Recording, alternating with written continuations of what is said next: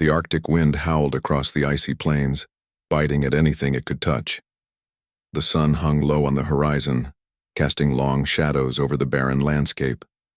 In a small research station buried deep beneath the ice, Dr. Ryan Carter leaned over a workbench, his gloved hands carefully brushing away dirt from a fossil that had been locked in the frozen ground for millions of years. His breath fogged up the inside of his goggles as he worked, but he didn't stop. He couldn't. This was the discovery of a lifetime. Beside him, Dr. Emily Dawson stood with her arms crossed, watching intently. Her dark hair was pulled back into a tight ponytail, and her face showed both excitement and concern. "Ryan," she said finally, breaking the silence, "you need to see this." She pointed to a jagged edge on the fossil where what looked like a claw protruded outward. It wasn't just any claw. It was sharp, curved, and unmistakably designed for tearing flesh. Ryan stopped mid-motion and glanced up at her. "That's unusual," he muttered, leaning closer to inspect it. He adjusted the light above the table, letting its beam fall directly onto the fossil. What they were uncovering wasn't just another ancient animal bone. This creature had features that didn't fit neatly into any category they knew. Its jawline hinted at powerful muscles, capable of delivering a crushing bite, and its teeth were unmistakably fangs. Fangs meant for hunting. "Do you think it's some kind of hybrid?" Emily asked, her voice barely above a whisper. She sounded almost afraid to say it out loud. "I don't know yet," Ryan replied, his tone cautious. "But if I had to guess, I'd say this thing wasn't prey. Look at these proportions, long limbs, strong shoulders. This was built for speed and power." Emily nodded slowly, her eyes scanning the fossil. "And those claws, they're not defensive. They're offensive.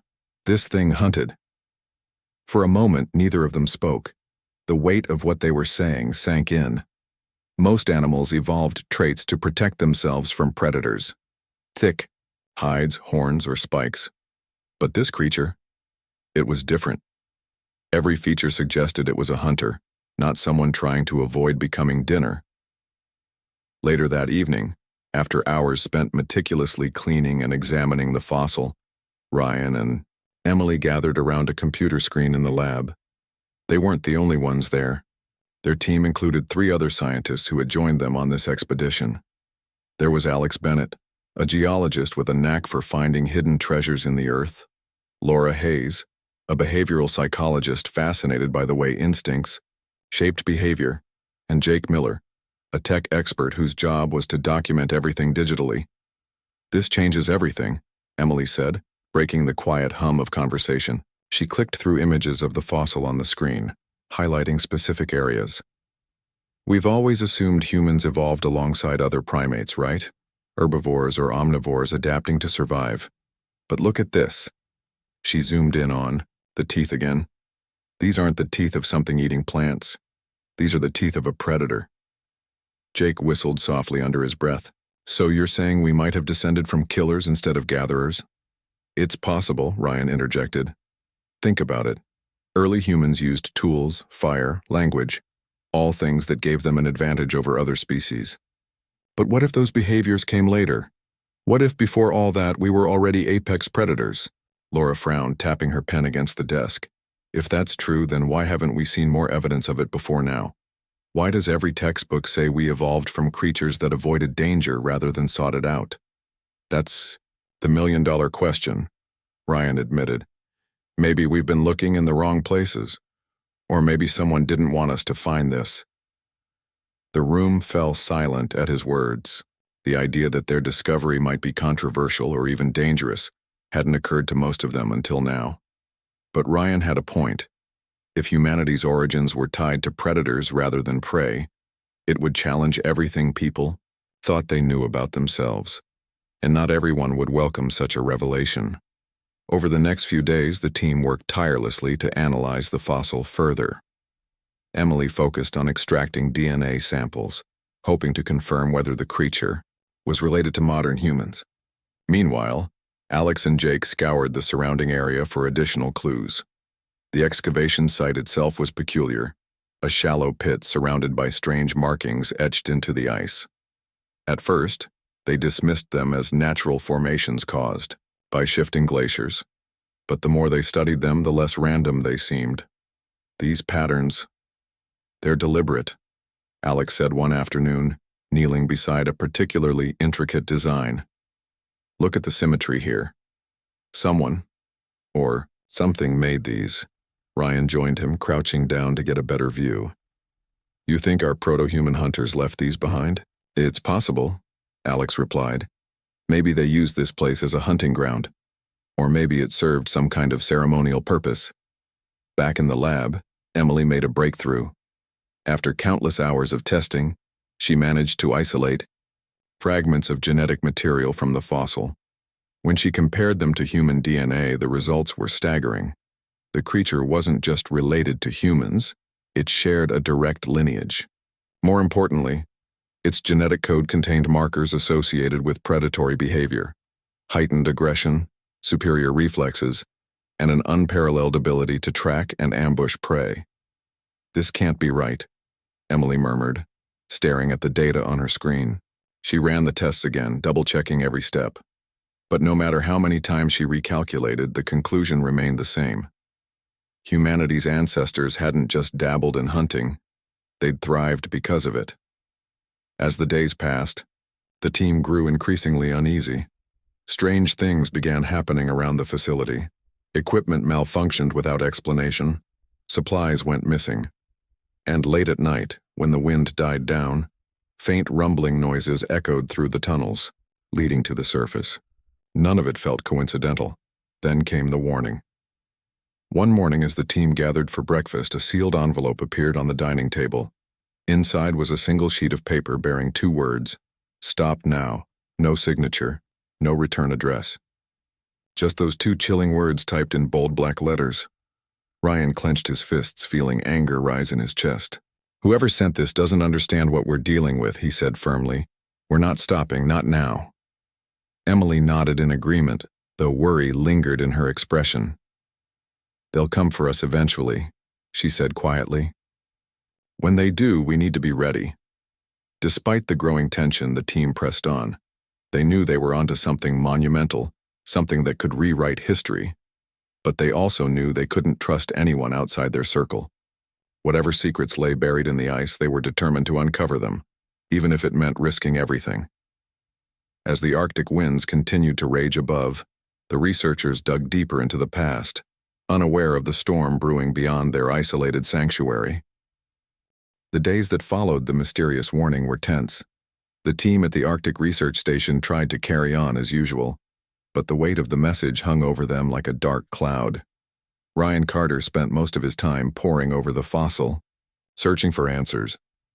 Emily Dawson worked alongside him, her focus shifting between analyzing DNA samples and trying to decode the strange markings Alex Bennett had discovered near the excavation site. Everyone felt the pressure, though no one spoke about it openly. One evening, after another long day of work, Emily sat alone in the lab staring at the computer screen. She had been running simulations based on the genetic data she'd extracted from the fossil.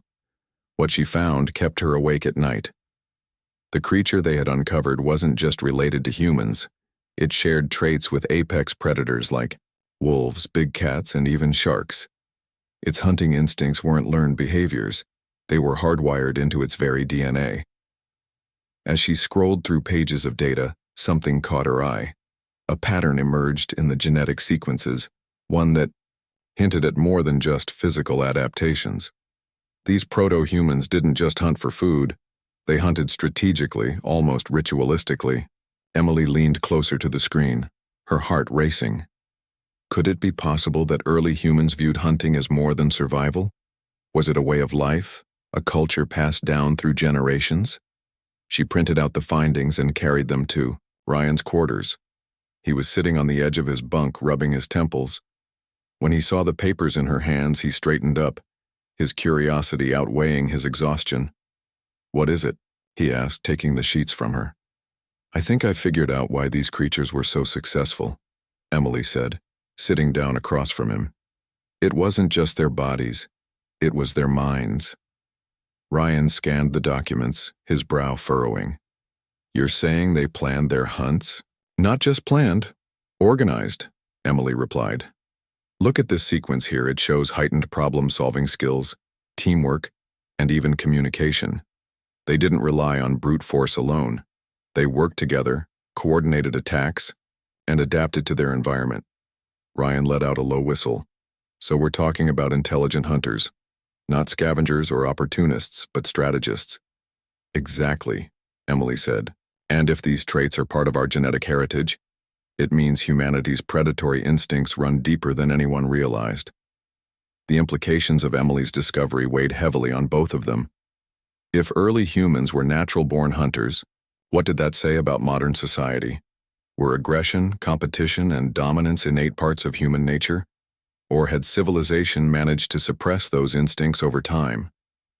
While Ryan and Emily wrestled with these questions, Alex Bennett continued exploring the markings outside. Each day he ventured farther from the base, mapping out new patterns etched into the ice.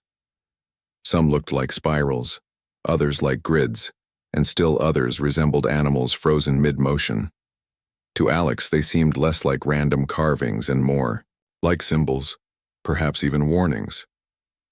One afternoon, while examining a particularly large marking, Alex noticed something odd.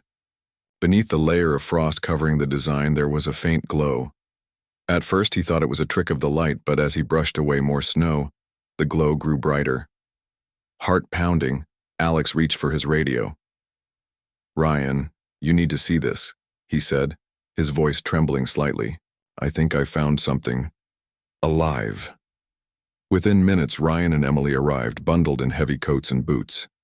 Alex pointed to the glowing symbol, which pulsed softly beneath the ice. It wasn't heat causing the glow, it was something else, entirely. Something neither of them could explain. "What do you think it is?" Emily asked, crouching beside Alex. "I don't know," Ryan admitted.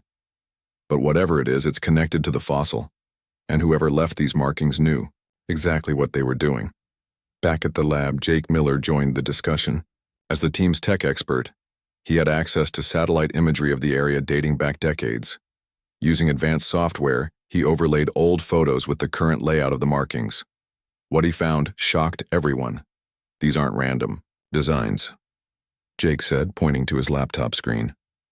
"They form a map, a massive network of pathways leading away from the excavation site.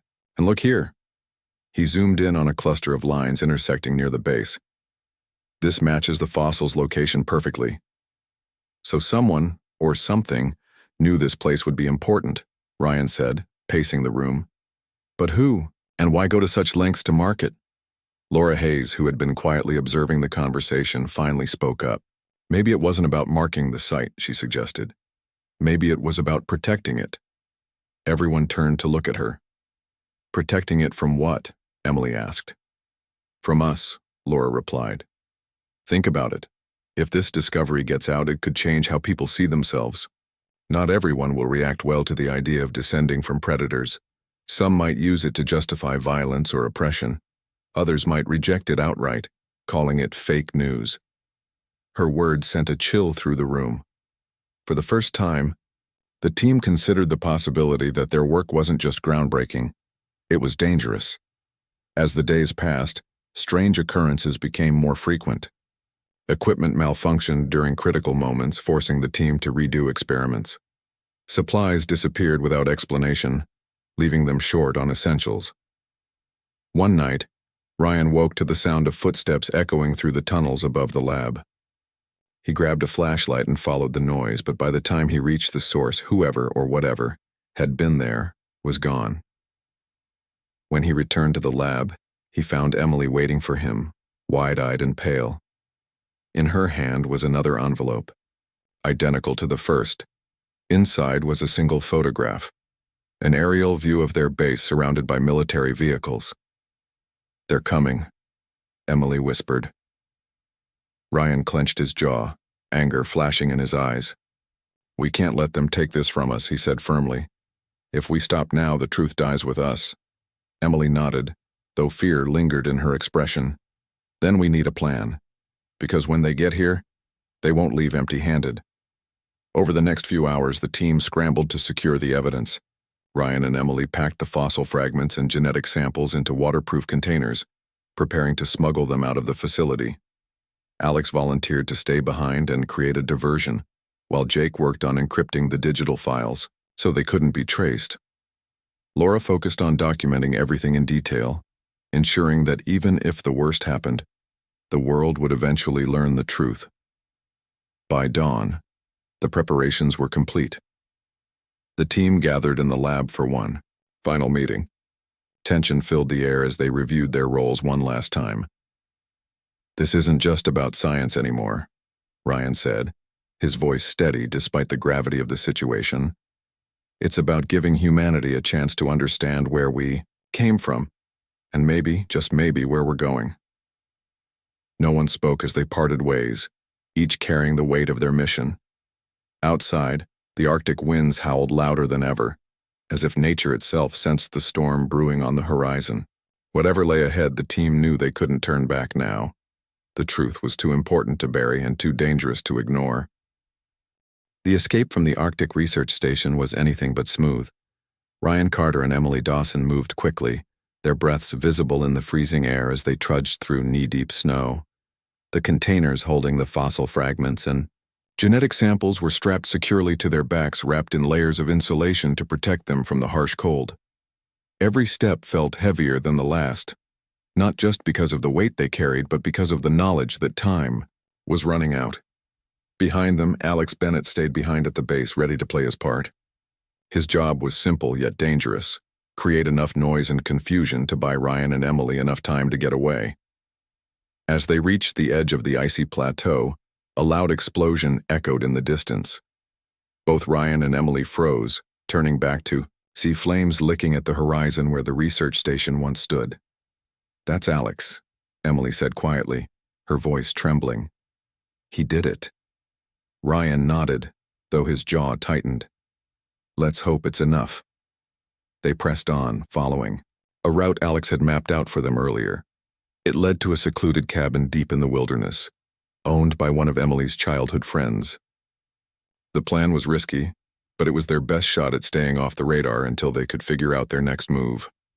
Hours later, exhausted and numb from the cold, Ryan and Emily finally arrived at the cabin.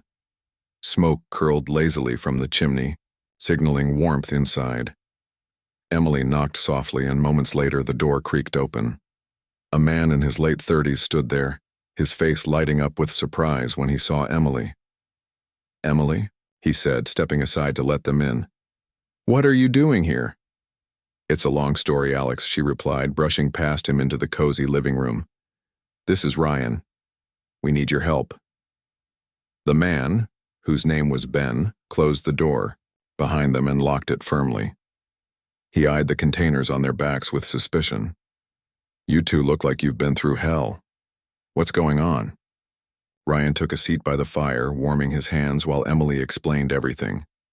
She told him about the fossil, the DNA evidence, the markings in the ice, and the mysterious forces pursuing them. Ben listened intently, his expression growing, darker with each word. "So let me get this straight," Ben said when she finished. "You're saying humans evolved from apex predators, not prey, and now some shadowy group wants to silence you?" "That's pretty much it," Ryan confirmed. "We don't know who they are or what they want, but they're willing to burn down an entire research station to stop us." Ben sighed, running a hand through his hair. "Well, you picked the right place to hide. No one comes out here unless they're lost or desperate." He glanced at the containers again. "But you can't stay here forever. What's your plan?" "We need to connect with someone who can help us expose the truth," Emily said. "Someone trustworthy."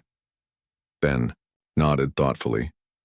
"There's a journalist I know, Samantha Cole. She specializes in uncovering government secrets. If anyone can help you, it's her." The next morning, Ryan and Emily set out once more, this time heading toward a small town several miles away. Ben had arranged for them to meet Samantha discreetly at a diner on the outskirts of the settlement. The journey was grueling, but the promise of finding an ally kept them moving forward. When they finally arrived at the diner, they spotted Samantha immediately. She was sitting in a corner booth typing furiously on her laptop. Her sharp eyes scanned the room constantly, taking in every detail. When Ryan and Emily approached her table, she looked up, her expression cautious. "You must be Ben's friends," she said, closing her laptop. "Sit down. Talk fast." For the next hour, Ryan and Emily laid out their story, showing her photos of the fossil, the DNA analysis, and the strange markings. Samantha listened without interrupting, her fingers drumming lightly on the table. When they finished, she leaned back in her chair, letting out a low whistle. "This is big," she said finally. "If even half of what you're saying is true, it could blow the lid off everything we think we know about human evolution." "But, will you help us?" Emily asked, her voice tinged with desperation.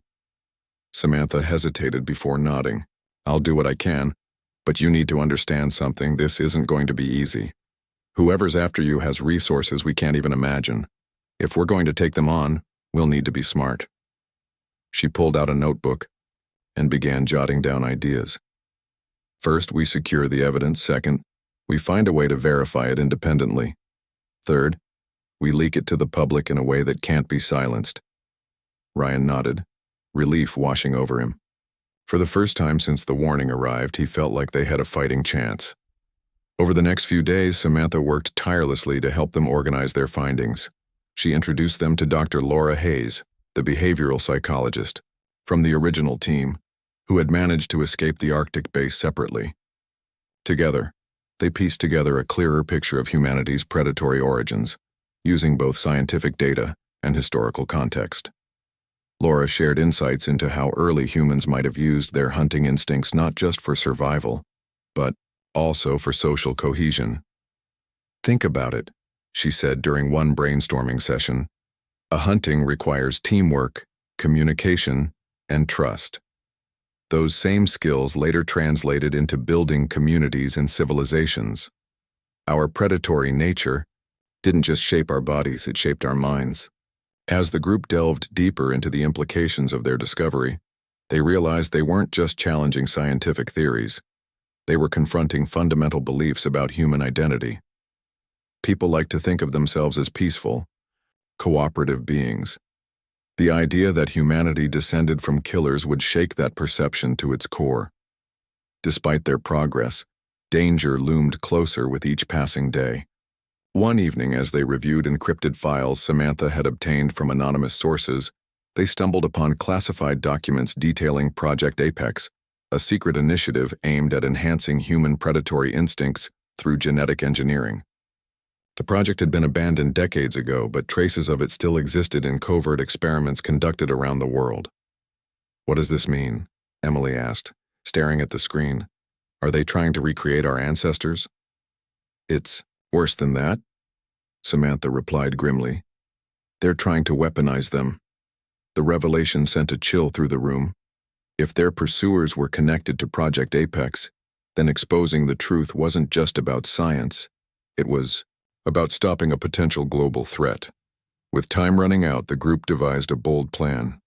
They would split up, scattering across different locations to make it harder for their enemies to track them all. Ryan and Emily would head north toward Canada, where they hoped to reach a safe house equipped with advanced technology to broadcast their findings worldwide. Laura and Samantha would stay behind, working to decrypt the remaining files and gather additional evidence.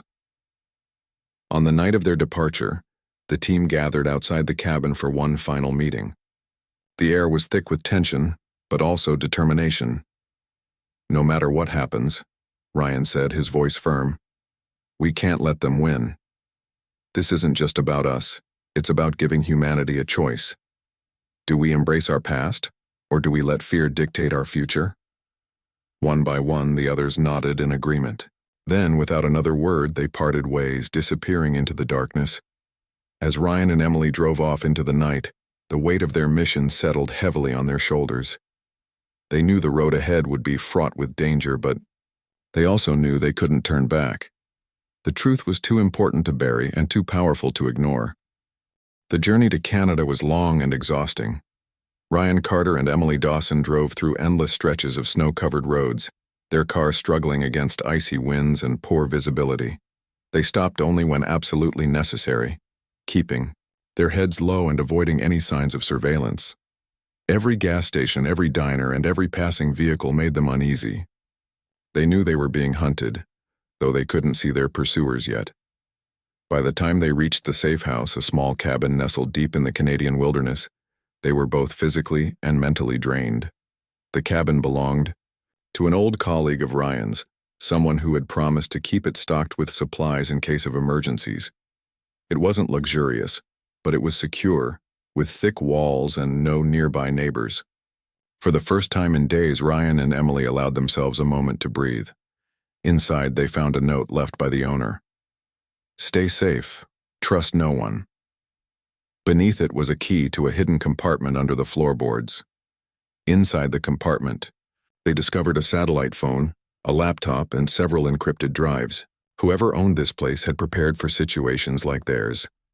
Emily immediately set up the laptop, connecting it to the satellite phone to check for updates from Laura and Samantha. The others had been working tirelessly to decrypt the remaining files related to Project Apex.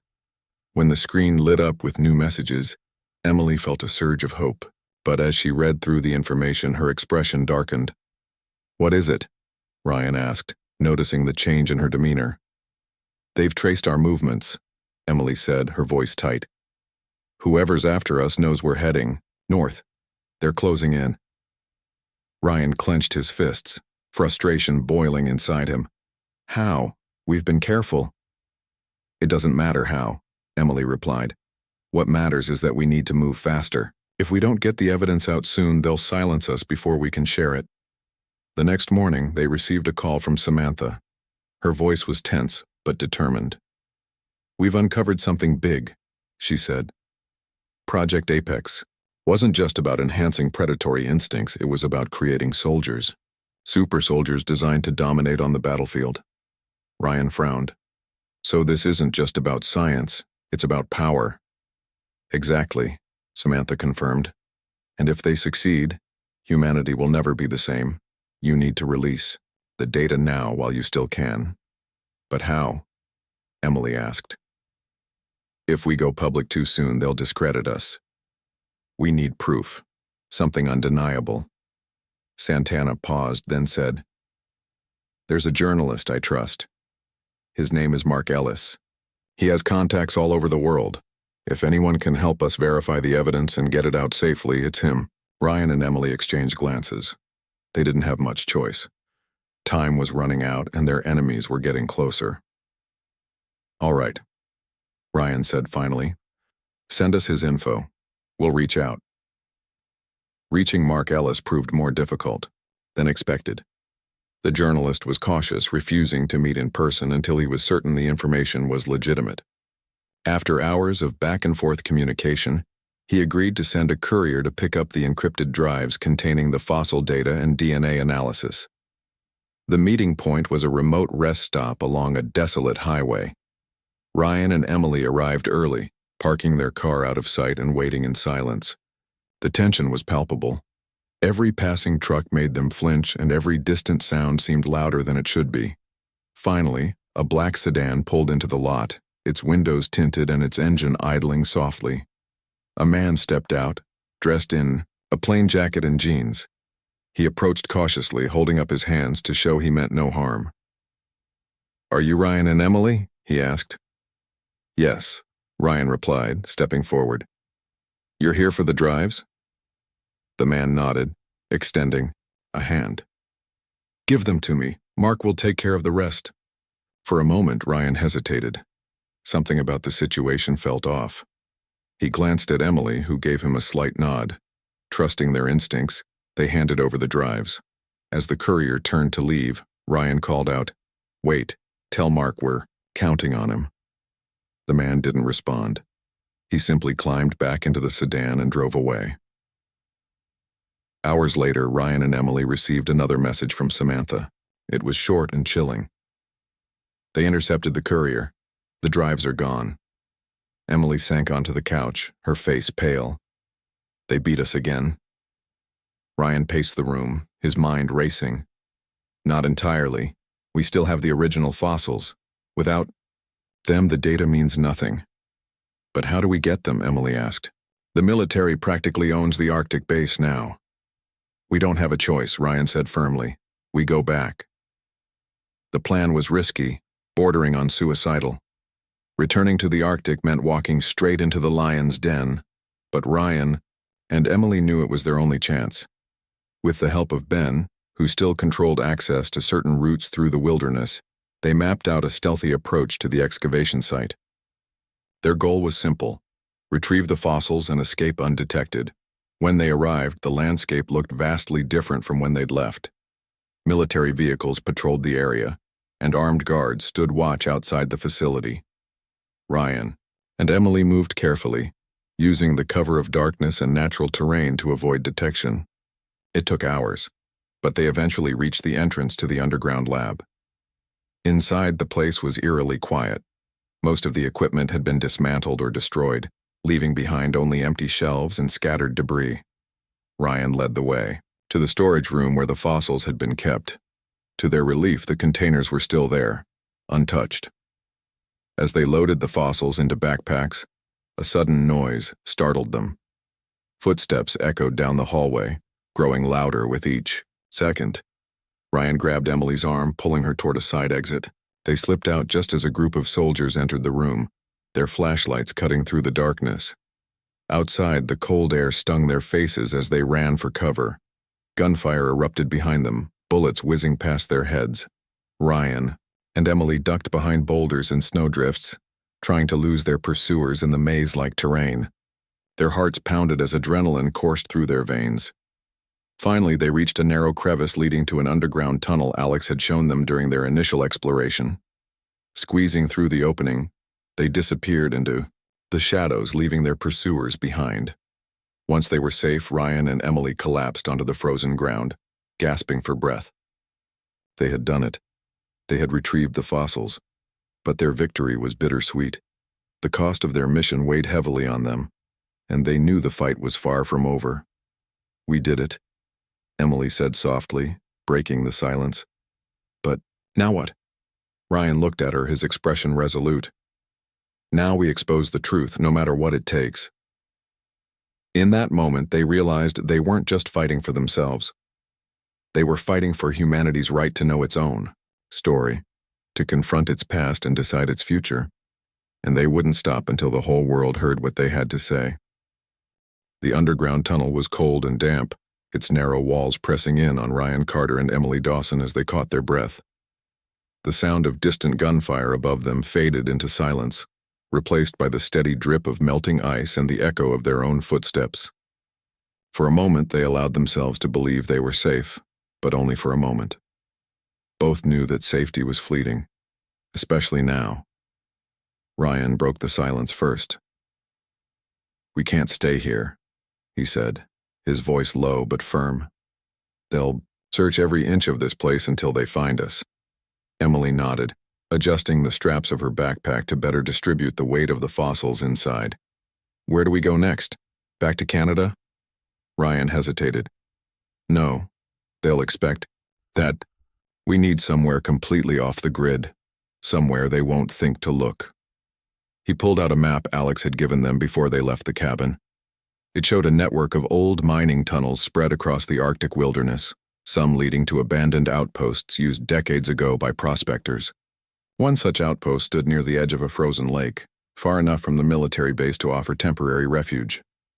That's where we're headed, Ryan said, pointing to the location on the map. It's risky, but it's our best shot. The journey through the tunnels was grueling. The air grew thinner with each step, and the temperature dropped sharply as they descended deeper into the earth. Their headlamps cast weak beams of light onto the icy walls, revealing strange shapes carved into the rock, symbols similar to those they'd found near the excavation site.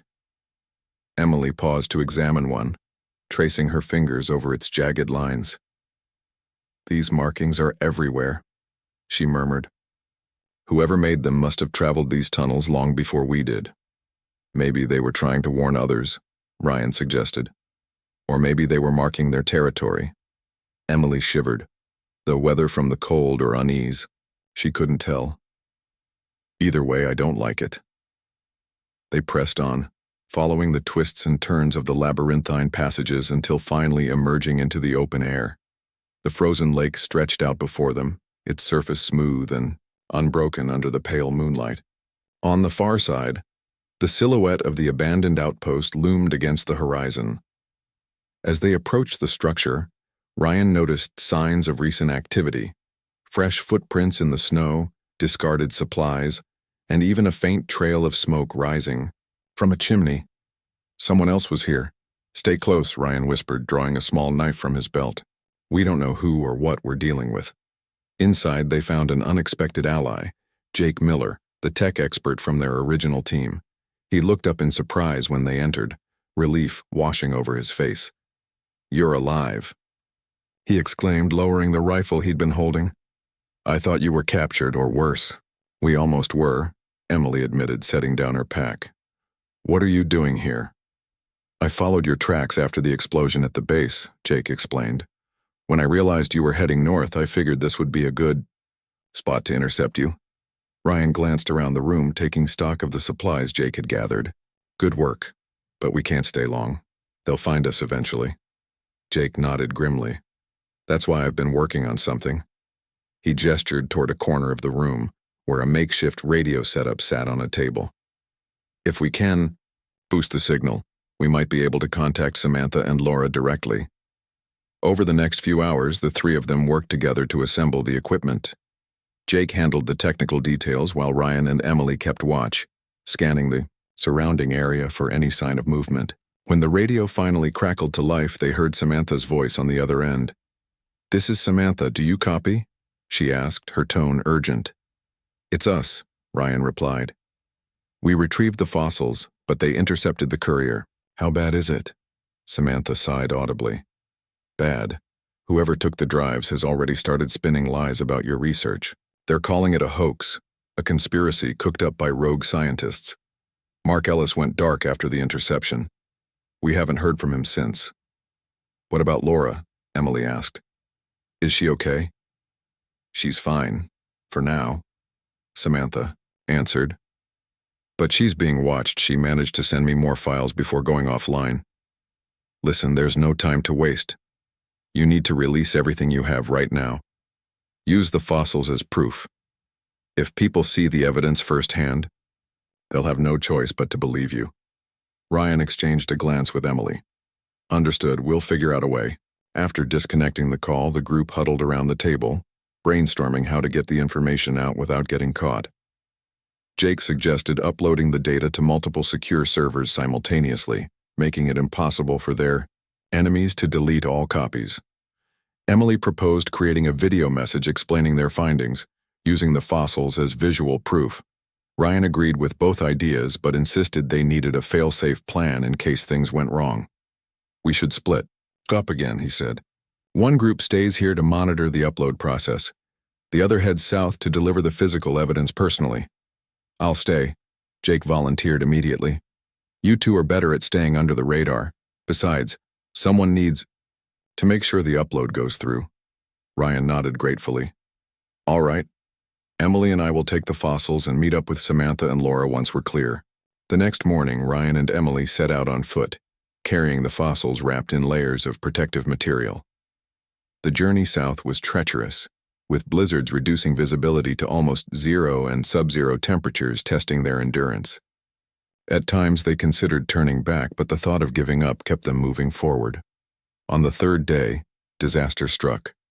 A sudden avalanche buried their path, forcing them to detour through unfamiliar terrain.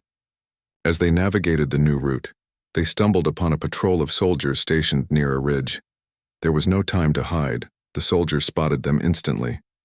"Stop right there," one of the men shouted, raising his weapon. Ryan and Emily froze, their hands raised in surrender. For a brief moment, panic threatened to overwhelm them, but then Ryan remembered something Jake had said during their planning session. Sometimes the best defense is a distraction. Without warning, Ryan lunged sideways, grabbing a handful of snow and hurling it at the nearest soldier. The act startled the man just long enough for Emily to dart in the opposite direction, drawing fire away from Ryan. Chaos erupted as bullets flew past them, embedding themselves in the icy ground. Seizing the opportunity, Ryan tackled one of the soldiers, knocking him to the ground. Using his momentum, he grabbed the man's rifle and fired a warning shot into the air. The other soldiers hesitated, unsure of how to react. In that split second, Ryan and Emily bolted, disappearing into the swirling snowstorm. Hours later, exhausted and bruised but still alive, they reached a remote village on the outskirts of civilization. From there, they boarded a bus bound for the nearest major city, blending in with the crowd as best they could. By the time they arrived, news of their discovery had begun spreading online thanks to Jake's efforts. Social media platforms buzzed, with debates about humanity's predatory origins, and independent journalists started investigating the claims. Ryan and Emily met up with Samantha and Laura in a rented apartment downtown. The reunion was bittersweet. Despite their success, the cost of their mission weighed heavily on everyone.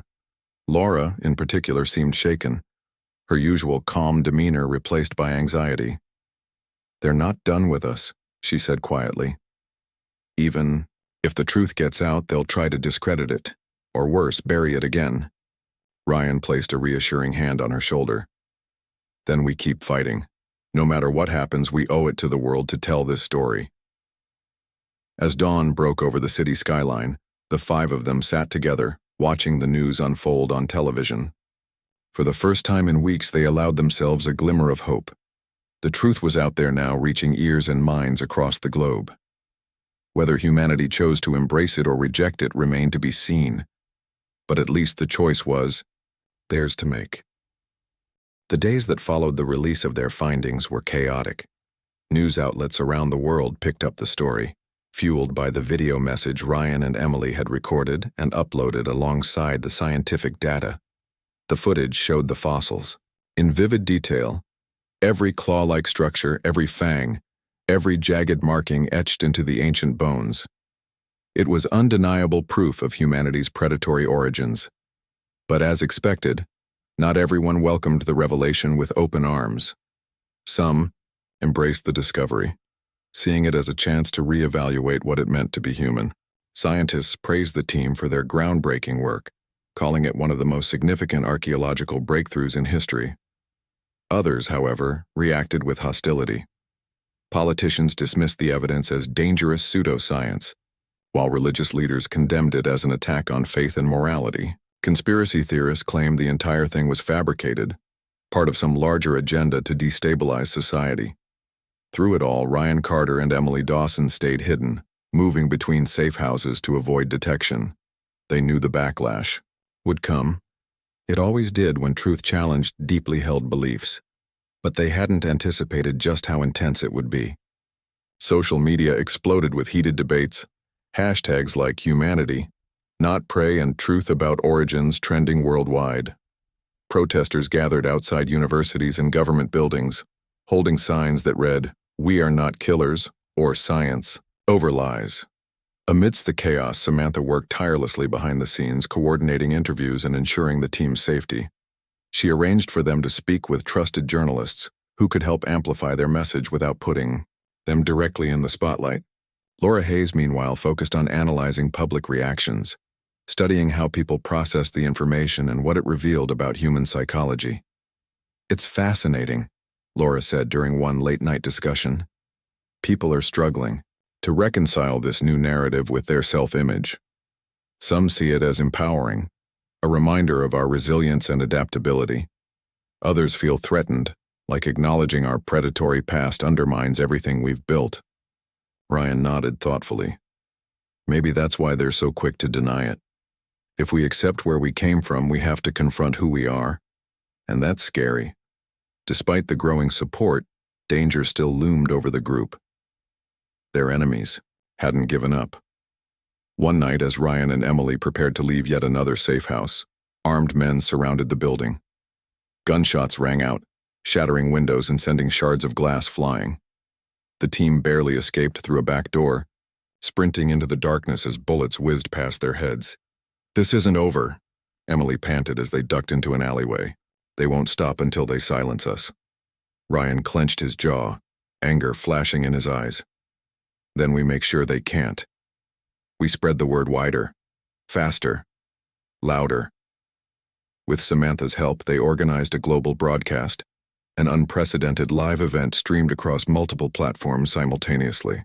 Independent scientists, historians, and ethicists joined the conversation, presenting additional evidence and discussing the implications of humanity's predatory roots.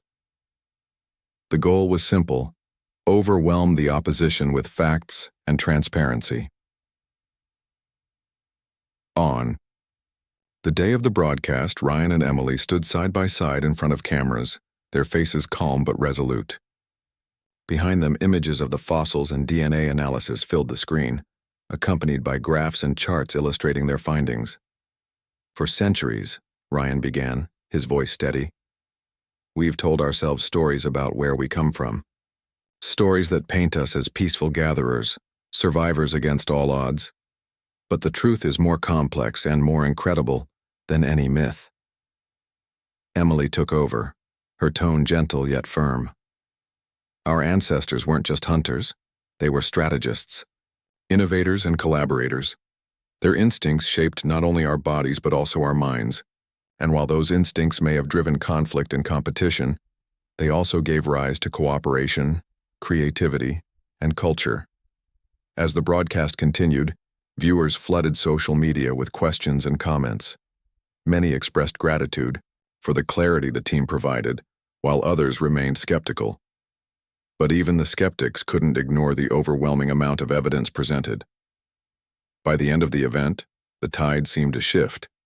While debates raged on, public opinion began leaning toward acceptance. People started asking deeper questions. What does it mean to descend from predators? How do we balance our natural instincts with the values of modern civilization? Can understanding our past help us build a better future? In the weeks that followed, the pressure on the team eased slightly. Military patrols disappeared from the Yao streets and anonymous threats dwindled. Whoever had been pursuing them appeared to retreat, though no one dared let their guard down completely. Instead, they focused on documenting their journey, the challenges they faced, the sacrifices they made, and the lessons they learned along the way. One evening, as the team gathered in a secluded cabin far from prying eyes, Jake raised a toast. To the truth, he said, lifting his mug, and to the people brave enough to fight for it. Everyone joined in, clinking their glasses together.